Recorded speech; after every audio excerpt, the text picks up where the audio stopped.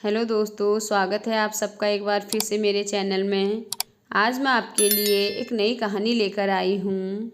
हनुमान जी की राम भक्ति की गाथा संसार भर में गाई जाती है। लक्ष्मण जी की भक्ति भी अद्भुत थी। लक्ष्मण जी की कथा के बिना श्री राम कथा पूर्ण नहीं है। अगस्त्य मुनि अयोध्या आए और लंका युद्ध का प्रसंग छिड़ गया। भगवान श्री राम ने बताया कि उन्होंने कैसे रावण और कुंभकर्ण जैसे प्रचंड वीरों का वध किया और लक्ष्मण ने भी इंद्रजीत और अतिकाय जैसे शक्तिशाली असुरों को मारा। अगस्त्य मुनि बोले, श्री राम बेशक रावण और कुंभकर्ण प्रचंड वीर थे, लेकिन सबसे बड़ा वीर तो मेघनाद ही था।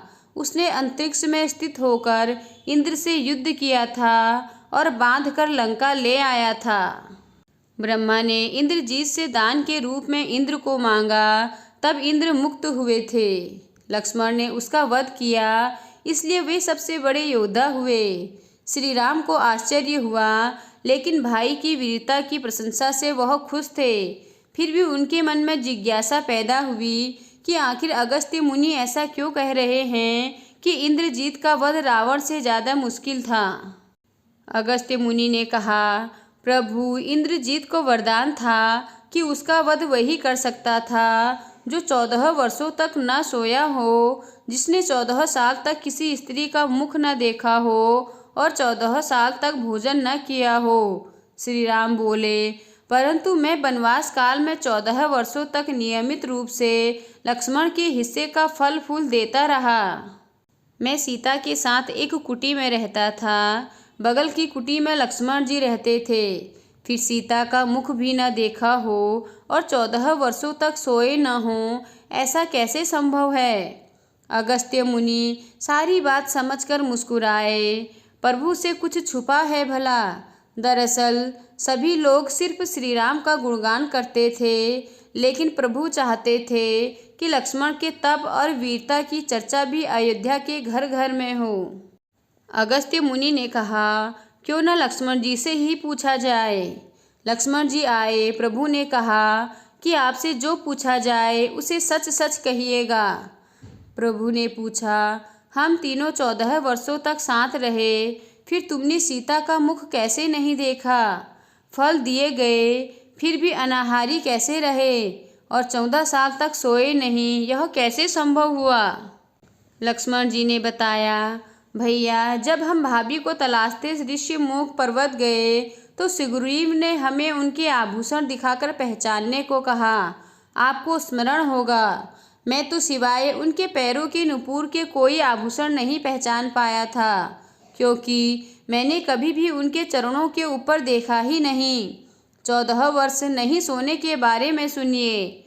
आप और माता एक कुटिया में सोते थे।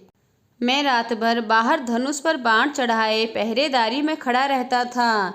निद्रा ने मेरी आंखों पर कब्जा करने की कोशिश की तो मैंने निद्रा को अपने बाणों से बेध दिया था। निद्रा ने हार कर स्वीकार किया कि वह 14 साल तक मुझे स्पर्श नहीं करेगी, लेकिन जब श्री राम का अयोध्या में राज्याभिषेक हो रहा होगा और मैं उनके पीछे सेवक की तरह छत्र लिए खड़ा रहूँगा, तब वह मुझे घेरेगी। आपको याद होगा, राज्याभिषेक के समय मेरे हाथ से छत्र गिर गया था।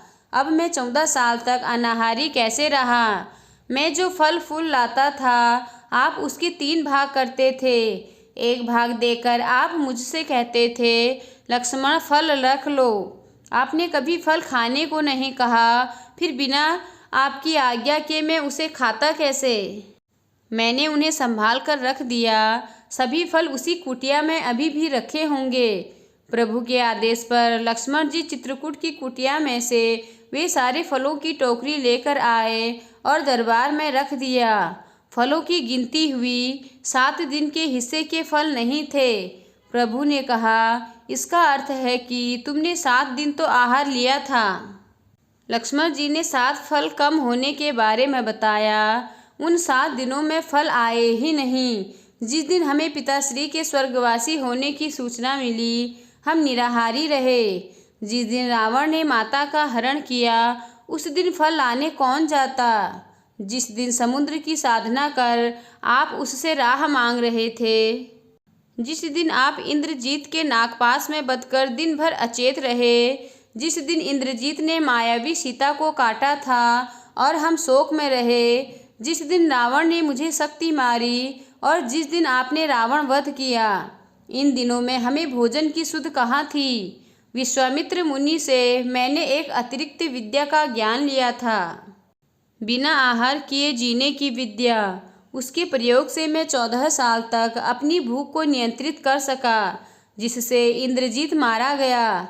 भगवान श्री राम ने लक्ष्मण जी की तपस्या के बारे में सुनकर उन्हें हृदय से लगा लिया। तो दोस्तों, आपको आज की कहानी कैसी लगी मुझे कमेंट कर कर ज़रूर बताएं।